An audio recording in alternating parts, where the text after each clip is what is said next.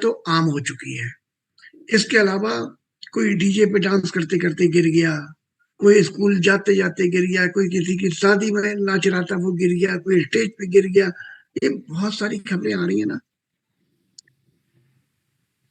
क्या कारण हो सकते हैं इनके?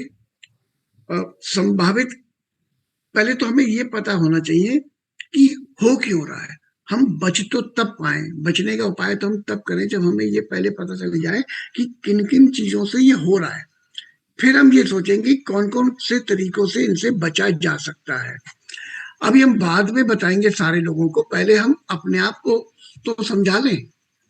हमें तो पता हो, क्या हमारी पत्नी, हमारे पति, हमारे बच्चे, हमारे माता पिता, हमारी भाई बहन, क्या हमने उनके बचने का उपाय करा है?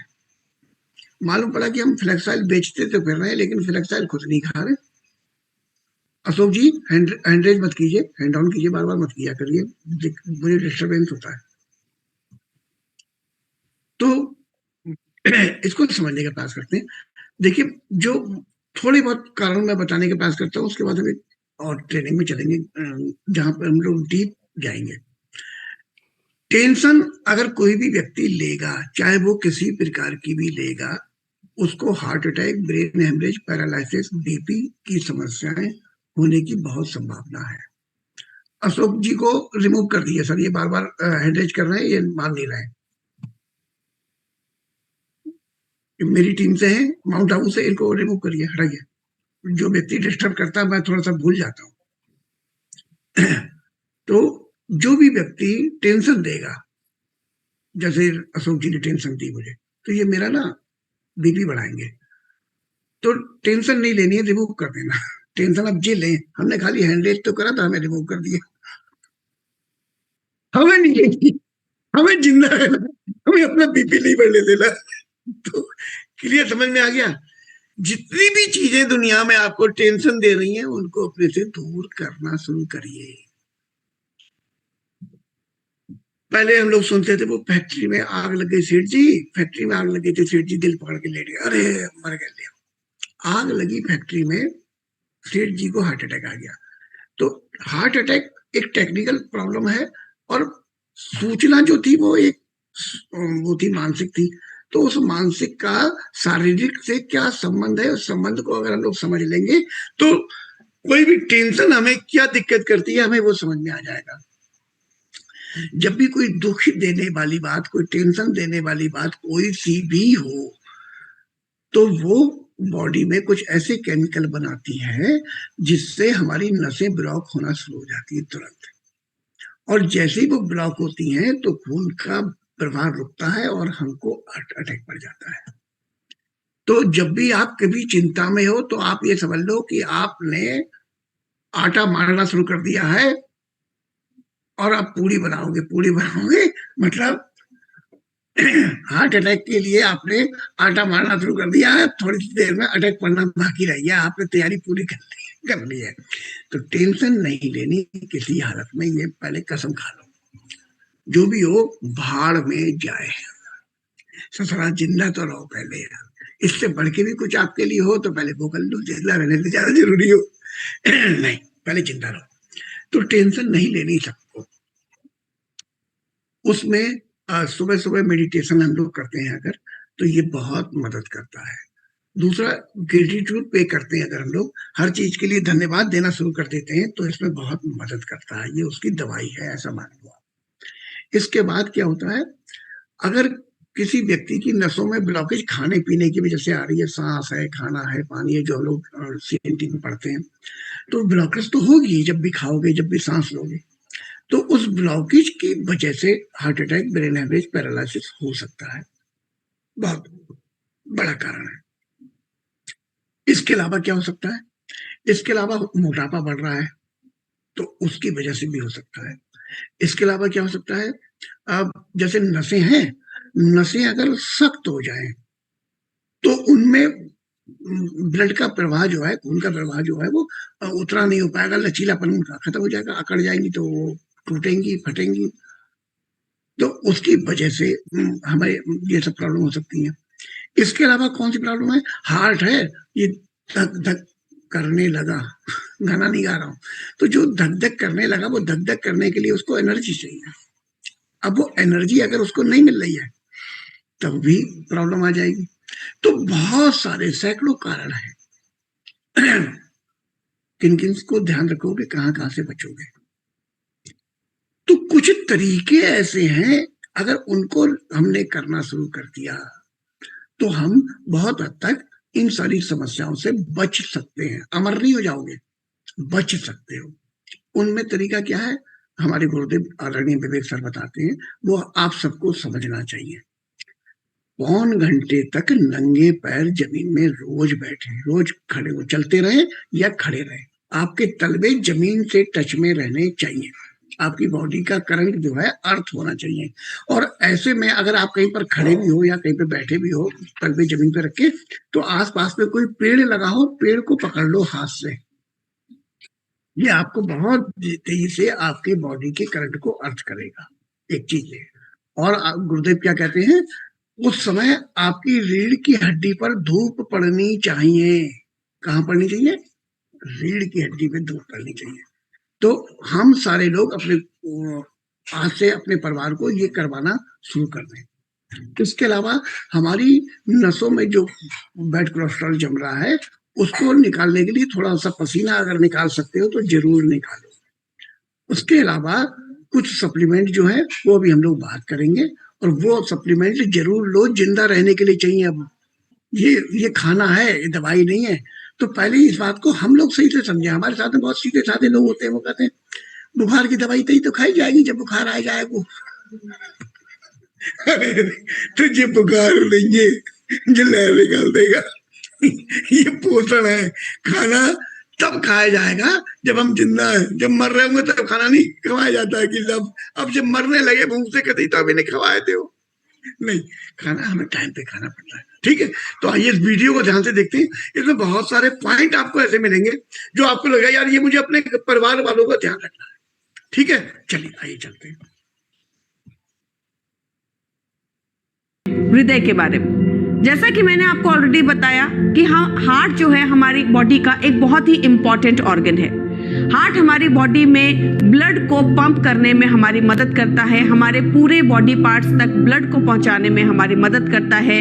साथ ही साथ ऑक्सीजन और इम्पॉर्टेंट न्यूट्रिएंट्स को भी एक जगह से दूसरी जगह हमारी बॉडी में सप्लाई करने में मदद करता है। इस वजह से ये हमारी बॉडी का एक बहुत ही इम्पॉर्टेंट ऑर्गन होता है, जिसकी हेल्थ को अच्छा रखना हमारे लिए सबसे ज्यादा इम्पॉर्टेंट है। पर क्या हम अपने हार्ट हेल्थ को अच्छा रखते हैं, या क्या हम अपने हार्ट की हेल्थ को की तरफ सोचते भी हैं, उसे इम्प्रूव करने के ऊपर काम करते हैं? तो चलिए आज वर्ल्ड हार्ट डे पर हम इन्हीं चीजों के बारे में डिस्कस करेंगे। वर्ल्ड हार्ट डे सेलिब्रेट क्यों किया जाता है? क्योंकि हृदय अब फिर से देखो लाइव, जैसी ये ट्रेनिंग शुरू हुई बहुत सारे साथियों ने डायरी पेन निकाल लिया, लेकिन बहुत सारे लोगों ने नहीं निकाला। तो फिर कल की तरह हो जाएगा, क्या आपको उंगली पकड़ के लिखवाना पड़ेगा? लिखो ना।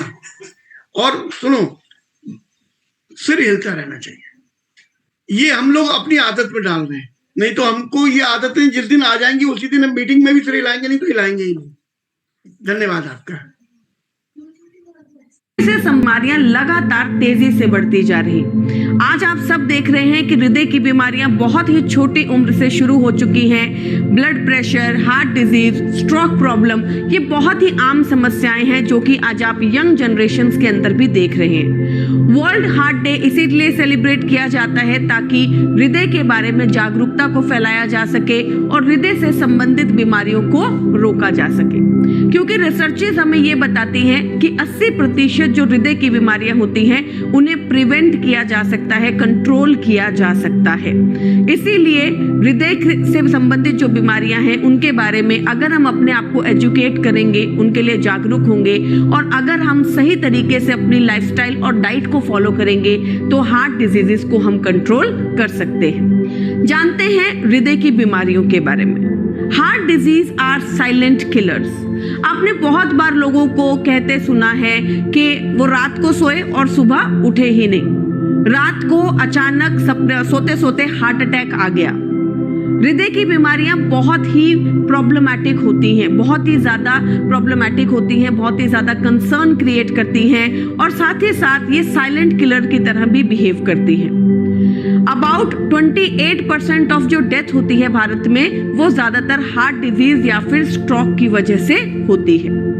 रात को आपको हार्ट डिजीज हो गया, कोई स्ट्रोक आ गया, हार्ट डैमेज हो गया, हाई ब्लड प्रेशर की वजह से एकदम से हमारी पूरी बॉडी के अंदर कोई इश्यूज आ गए, तो ये बहुत सारी ऐसी समस्याएं हैं जिनके बारे में समझना, जिनके बारे में बात करना, जिनके बारे में एजुकेशन लेना बहुत ही ज़्यादा इम्पॉर्टेंट होता है। और क्या आप जानते हैं कि हृदय की बीमारियां ज़्यादातर मेल्स में ज़्यादा होती हैं एज कंपेयर टू फीमेल्स। इसलिए बहुत इंपॉर्टेंट है कि हम हृदय की बीमारियों के बारे में समझें, क्योंकि हम सब जानते हैं कि अगर घर के मेल्स जो हैं वो किसी बीमारी से ग्रसित होंगे, उन्हें कोई प्रॉब्लम होगी, तो हमारी पूरी फैमिली पर उसका असर पड़ता है। तो चलिए जानते हैं हार्ट इश्यूज के बारे में कि ये हार्ट इश्यूज होते क्यों हैं, इनका कारण क्या है। सबसे पहला कारण है स्मोकिंग। जैसा कि हम देख ही रहे हैं कि आजकल स्मोकिंग एक बहुत ही आम समस्या हो गई है। आजकल बहुत कम उम्र से लोग जो हैं वो स्मोकिंग करने लगते हैं और अगर आप बहुत ज़्यादा स्मोकिंग करते हैं तो आपको हृदय की बीमारियां बहुत आम हो सकती हैं।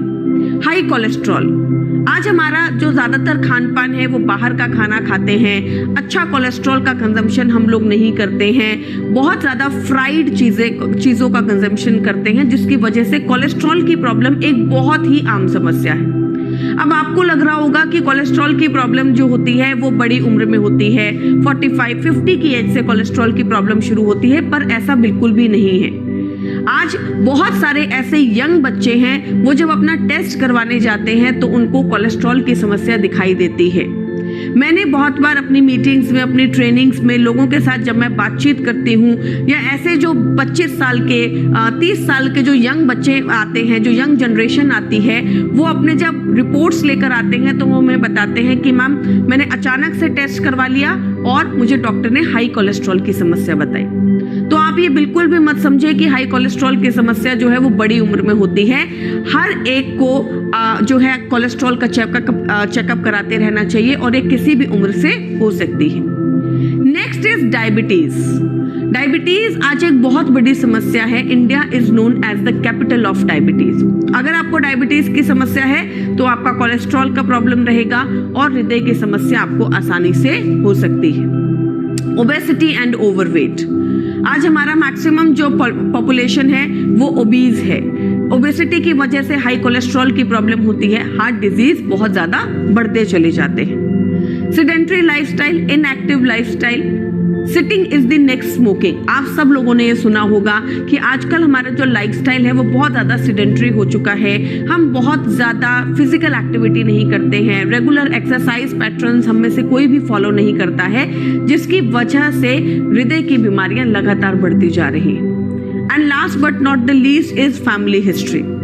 आज हमें ये सोचना पड़ेगा कि हम अपने बच्चों को जीन्स के द्वारा क्या ट्रांसफर कर रहे हैं, क्या हम उन्हें बीमारियां दे रहे हैं, क्योंकि हृदय की बीमारियां, डायबिटीज, ये जितने भी लाइफस्टाइल डिसऑर्डर्स हैं ये फैमिली हिस्ट्री के अंदर आते हैं। अगर आपकी फैमिली में किसी को हृदय की बीमारियां हैं, हार्ट की प्रॉब्लम है, हाई कोलेस्ट्रॉल के इश्यूज रहते हैं, ब्लड प्रेशर के इश्यूज रहते हैं, तो ये आप अपनी फैमिली को भी ट्रांसफर करते हैं। तो बहुत ही साफ है कि ये सारी समस्याएं अगर आपको हैं, इनमें से कोई एक समस्या भी अगर आपको है तो आप हृदय की बीमारियों के लिए प्रोन हो जाते हैं, बहुत आसानी से आपको ये हो सकती है। अब हम जानते हैं कि हृदय की बीमारियां कितनी तरह की होती हैं, क्या टाइप्स होते हैं। अरिदमिया का मतलब क्या होता है, जब हमारे हार्ट की रिदम जो है वो एबनॉर्मल चलती है। कभी कभी आपने सुना होगा कि लोग आपको कहते हैं कि उनकी हार्ट बीट बहुत ही ज्यादा फास्ट है, या कभी कभी कहते हैं कि उनकी हार्ट बीट बहुत स्लो चलती है। इस प्रॉब्लम को कहते हैं अरिदमिया, मतलब हृदय की जो रिदम है वो प्रॉपरली नहीं चलती है, वो एबनॉर्मल हो जाती है। एथेरोस्क्लेरोसिस, इसका मतलब होता है आपकी आर्टरीज के अंदर हार्डनिंग हो जाना, मतलब आपकी जो कोलेस्ट्रॉल जमा होता है आपकी आर्टरीज के अंदर, उसकी वजह से आपकी आर्टरीज जो है वो हार्डनिंग होने लगती है, उनकी वो जो है टाइटन होने लगती हैं। उनके अंदर फैट डिपॉजिट होने लगता है। कार्डियोमायोपैथी एक ऐसी कंडीशन होती है जिसमें हार्ट जो मसल्स हैं वो हार्डन होने लगती हैं और वो बहुत ही ज्यादा वीक होने लगती हैं, जिसकी वजह से धीरे धीरे आपको हार्ट के इश्यूज शुरू हो जाते हैं। कॉन्जेनिटल हार्ट डिफेक्ट्स होता है कि आपके हार्ट के अंदर इरेगुलरिटीज आने लगती हैं। बाय बर्थ ही आपके हार्ट के अंदर कोई ऐसी समस्या है, कोई ऐसी प्रॉब्लम है जो कि उम्र के साथ साथ बहुत ज्यादा बढ़ने लगती है और आपको हार्ट के और भी डिजीजेस करने लगती है। Coronary artery disease CAD, coronary artery disease जो है आपकी आर्टरीज के अंदर प्लाक जमा होने लगता है और ये प्लाक जब बहुत ज्यादा जमा हो जाता है तो आपको हार्ट अटैक की समस्या आ सकती है। ये प्लाक आपकी आर्टरीज के लिए बहुत ही ज्यादा नुकसानदायक होता है। हार्ट इन्फेक्शंस, हार्ट के अंदर अलग अलग तरीके के इन्फेक्शंस हो सकते हैं, bacterial infection, fungal infection, viral infection, और इन इन्फेक्शंस को समय पर ही इनकी जानकारी लेना, इन्हें डिटेक्ट करना और इन्हें कंट्रोल करना बहुत ही ज्यादा जरूरी होता है। अदरवाइज ये आपको बहुत बड़े हार्ट इश्यूज क्रिएट कर सकता है। तो हार्ट की बहुत सारी तरीके की समस्याएं होती हैं, इसलिए बहुत जरूरी है कि हम अपने हार्ट इश्यूज को समय रहते ही डिटेक्ट करें, उन्हें कंट्रोल करें और समय रहते ही उनका इलाज करवाएं। Now let us understand the connection between our diet and cardiovascular diseases. जैसा कि हम सब जानते हैं कि जो हम कंज्यूम करते हैं, जो हम खाते हैं, उसी तरीके का हमारा शरीर भी बनने लगता है। आज की अगर आप ज्यादातर बीमारियों को सुनेंगे तो उन्हें लाइफस्टाइल डिसऑर्डर बोला जाता है। ऐसा क्यों है? क्योंकि आज हमारी डाइट जो है वो हमारी सबसे बड़ी दुश्मन है।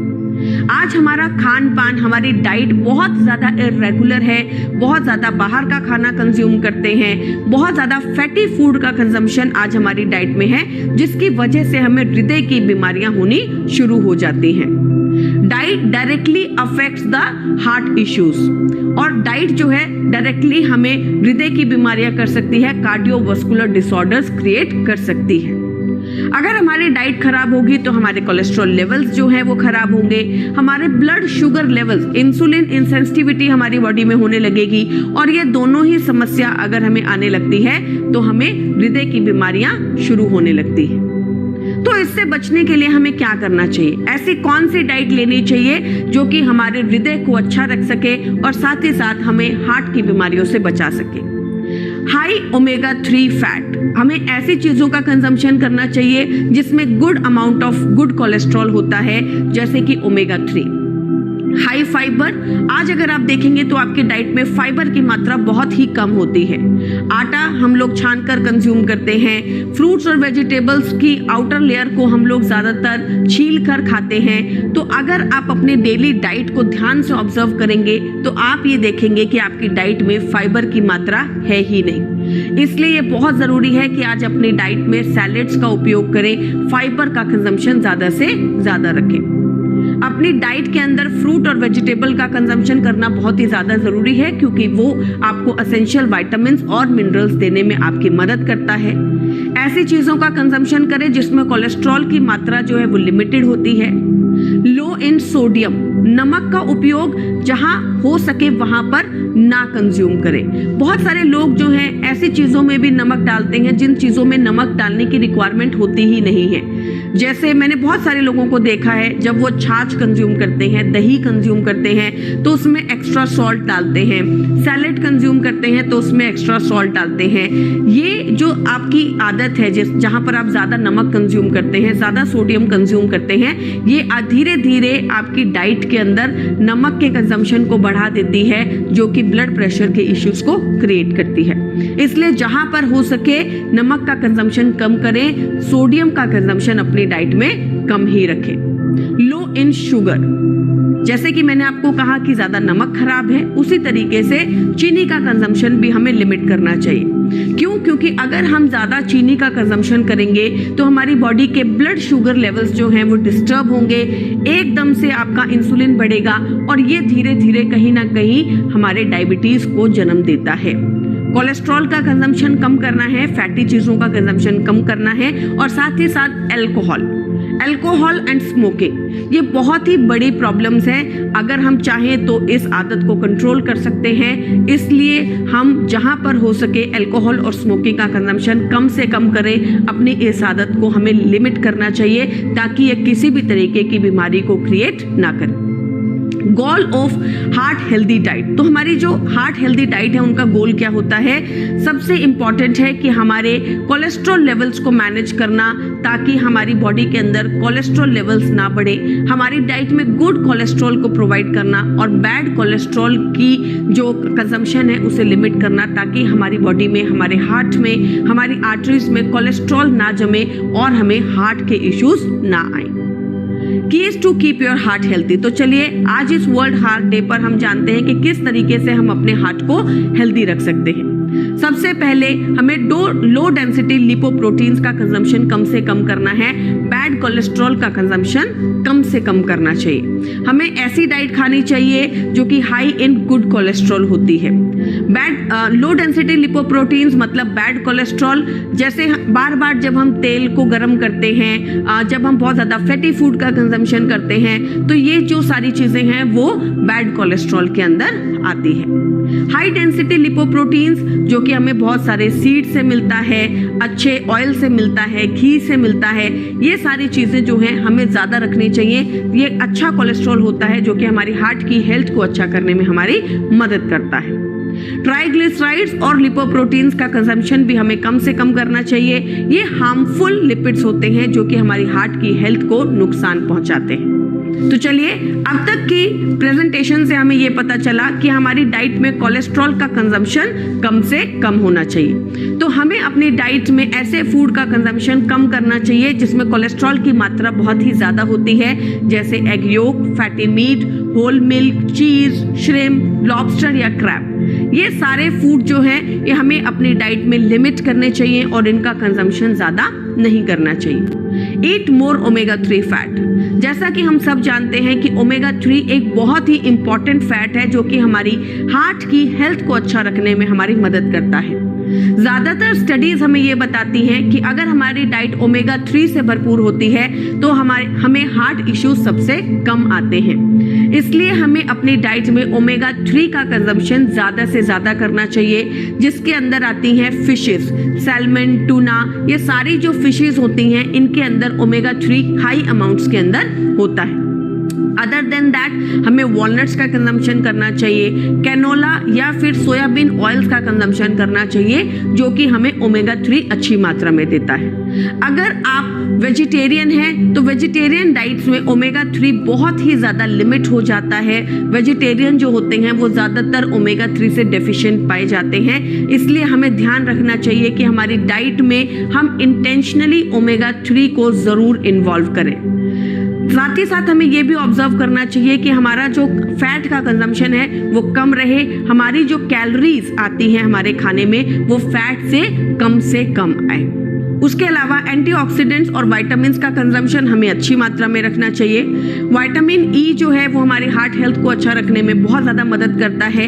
विटामिन ई बेसिकली हमारे हार्ट में प्लाक की फॉर्मेशन नहीं होने देता, हमारे जो फैट है उसे ऑक्सीडाइज नहीं होने देता, उसे हार्ड फैट में कन्वर्ट नहीं होने देता। विटामिन ई हमें nuts, seeds, vegetable oils, fish oil, whole grains और बहुत सारी चीज़ों से मिलता है। तो हमें ज़रूर ये याद रखना चाहिए कि हमारी डाइट में विटामिन ई का कंजम्पशन हो। विटामिन सी एक वाटर सोल्यूबल विटामिन है जो कि हमें बहुत सारी चीज़ों से मिलता है। बहुत सारी ऐसी चीज़ें जो कि खट्टी होती हैं, बेल पेपर्स हो गए, स्पिनच हो गया, लेमन हो गया, कीवी, स्ट्रॉबेरीज, ये सारी चीज़ें जो है हमें good amount of vitamin C देती हैं जो कि हमारी हार्ट की हेल्थ को अच्छा रखने में हमारी मदद करती है। रोल ऑफ सॉल्ट, जैसा कि मैंने आपको पहले भी कहा कि हमारी डाइट में सॉल्ट का कंजम्पशन जो है वो कम होना चाहिए। हम सब जानते हैं कि अगर हमारी डाइट में सोडियम का कंजम्पशन ज़्यादा होगा, सॉल्ट का कंजम्पशन ज़्यादा होगा तो वो हाई ब्लड प्रेशर को क्रिएट करता है। हाई ब्लड प्रेशर कहीं ना कहीं हमारे हार्ट को अफेक्ट करता है और वो हमें हार्ट डिजीजेस का एक पहला स्टेप होता है जिसके द्वारा हम हार्ट डिजीजेस की तरफ बढ़ना शुरू हो जाते हैं। इसलिए बहुत ज़रूरी है कि जहाँ पर भी हो सके हम सॉल्ट का कंजम्पशन कम करें। Vestige flax oil. Vestige flax oil एक बहुत ही पावरफुल प्रोडक्ट है। आप सब वेस्टेज फ्लेक्स ऑयल के बेनिफिट्स को जानते हैं और हम जानते हैं कि वेस्टेज फ्लेक्स ऑयल हमें ओमेगा 3 देता है और बहुत सारे ऐसे विटामिन और मिनरल्स देता है जो कि हमारी हार्ट की हेल्थ को अच्छा रखने में हमें मदद करता है। वेस्टेज फ्लेक्स ऑयल मतलब अलसी के बीजों का तेल। अलसी जो है आज से नहीं बल्कि प्राचीन काल से हमारे हृदय के लिए बहुत ही अच्छी मानी जाती है। फ्लेक्स ऑयल के अंदर गुड अमाउंट ऑफ ओमेगा 3 होता है जो कि हमारे हृदय को अच्छा रखता है, हमें मेडिसिनल बेनिफिट्स देने में हमारी मदद करता है और हमारी हार्ट की हेल्थ को भी बूस्ट करने में हमारी मदद करता है। इसके अंदर ओमेगा 3 है, ओमेगा 6 है जो कि गुड फैट माना जाता है, जो कि हमारे हार्ट हेल्थ को अच्छा करता है, हमारी बॉडी में बुरे कोलेस्ट्रॉल को कम करने के साथ साथ अच्छे कोलेस्ट्रॉल को बेटर करने में हमारी मदद करता है। विटामिन ई एक पावरफुल एंटीऑक्सीडेंट की तरह काम करता है जो कि हमारे हृदय में से बैड कोलेस्ट्रॉल को निकालने के साथ साथ फ्री रेडिकल से भी बचाने में हमारी मदद करता है और हमारे हृदय को हेल्दी करता है। इसके अंदर high amounts of potassium and magnesium होता है जो कि हमारे ब्लड प्रेशर को नेचुरली रेगुलेट करने में हमारी मदद करता है। वेस्टेज फ्लेक्स ऑयल आपको ALA देता है, अल्फा लिपोइक एसिड, जो कि एक गुड कोलेस्ट्रॉल है, हमारे हार्ट हेल्थ को इम्प्रूव करने में हमारी मदद करता है।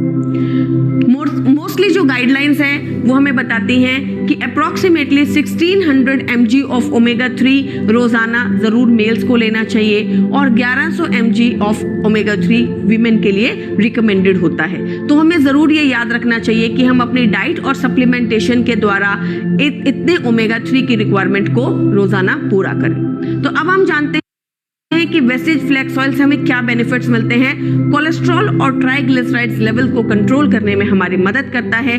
फैट की एक्यूमुलेशन हमारी आर्टरीज के अंदर नहीं होने देता, हमारी ब्लड वेसल्स को हेल्दी करता है, हमारी आर्टरीज को ब्लॉकेज से बचाता है, हमारे हृदय के शुगर लेवल्स को कंट्रोल करने बैलेंस करने में हमारी मदद करता है। साथ ही साथ गुड अमाउंट ऑफ पोटेशियम और मैग्नीशियम होने की वजह से हमारे ब्लड प्रेशर को रेगुलेट करने में हमारी मदद करता है, हमारे बॉडी फैट को रेगुलेट करता है और हमारे हेयर, स्किन और नेल्स को भी हेल्दी करने में हमारी मदद करता है।